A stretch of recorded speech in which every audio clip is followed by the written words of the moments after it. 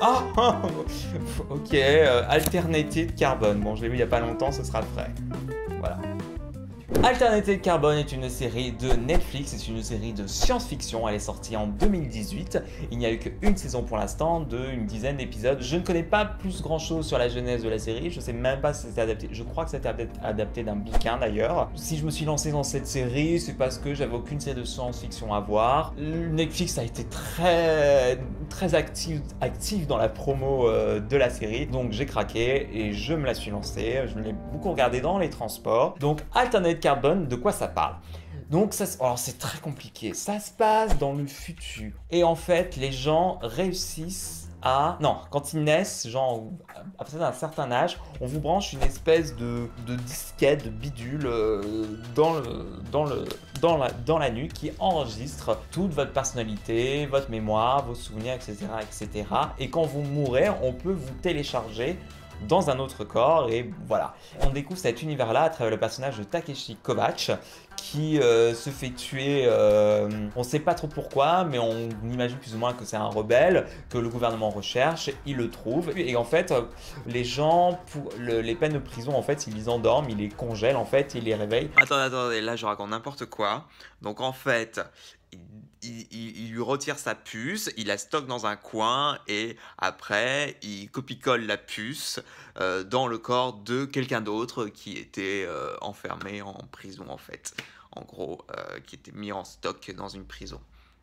Il se fait réveiller 250 ans plus tard parce qu'on a besoin de lui et donc il se réveille dans le monde, il ne connaît plus personne, il n'y a plus les gens avec qui il était. Il se fait donc appeler par un milliardaire et en plus les milliardaires ils peuvent s'acheter plein de corps donc ils sont plus ou moins immortels en fait, on appelle ça des masses. Mais au niveau du contexte de l'histoire on n'en sait pas grand chose et je suis un peu sorti de la série avec beaucoup de questions et je trouvais que le contexte était très mal amené ou pas assez, c'était assez bizarre. Et donc ce mec-là a été tué. Et il demande donc à ce mec-là de enquêter pour savoir qui l'a tué. Et donc on va découvrir toute une machination qu'il y a dans ce monde-là, toute une espèce de trafic, de manipulation, de choses pas très nettes et pas très correctes de ce qu'on fait avec tout ce trafic de puces que les gens ont en eux. Bref, tout ce que cette technologie entre des mauvaises mains peut donner, on va y assister.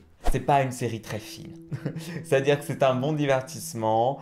Je trouve ça sympa, mais c'est pas très fin. C'est un peu beaucoup cliché. C'est un peu beaucoup du déjà vu. Il a une coéquipière qui est latina, qui est une femme badass, tu vois. C'est une femme forte et elle est vulgaire et puis elle est très énervée. Elle avait un ancien coéquipier qui est mort et du coup elle a souffert et tout. Donc elle le suit, elle arrête pas d'emmerder Kovacs parce qu'elle le trouve chelou, parce que c'est un ancien terroriste, parce que oui, s'il a été tué, c'est parce que voilà, c'est ça, c'était un terroriste avant, enfin selon le gouvernement. Kovacs justement était dans sa chef, c'était Renée Elise Goldberry, qui est super pour le coup. À chaque fois elle apparaît très peu dans la série, mais à chaque fois qu'elle arrive, elle relève un peu le niveau et t'es là déjà un peu genre fasciné, t'as plus envie de suivre elle que de suivre lui et tout ce monde-là complètement déprimant et où il n'y a absolument rien à sauver. Ils font tous des choses atroces et qui défient toutes les limites de la morale. Et donc c'est une série très cynique, très déprimante. Tout est sombre, il pleut tout le temps. C'est un peu de la SF qu'on a déjà vu. Tout le casting féminin est à poil, c'est-à-dire que j'ai vu du nu frontal de chaque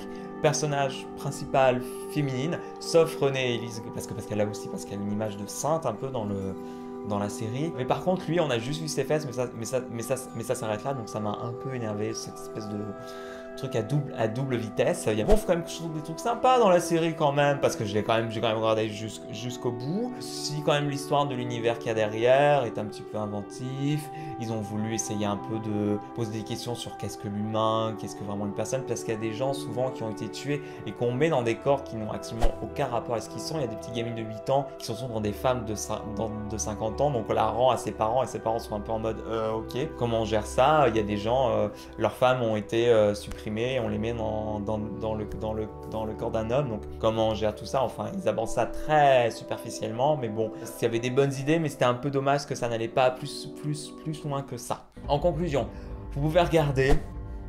Vous pouvez regarder si vous aimez bien la SF, ça peut vous permettre de tenir. Si vous n'aimez pas la SF, ne vous y mettez pas, ça va pas vous convaincre plus qu'autre chose. C'est pas la série du siècle, c'est pas un truc absolument à voir.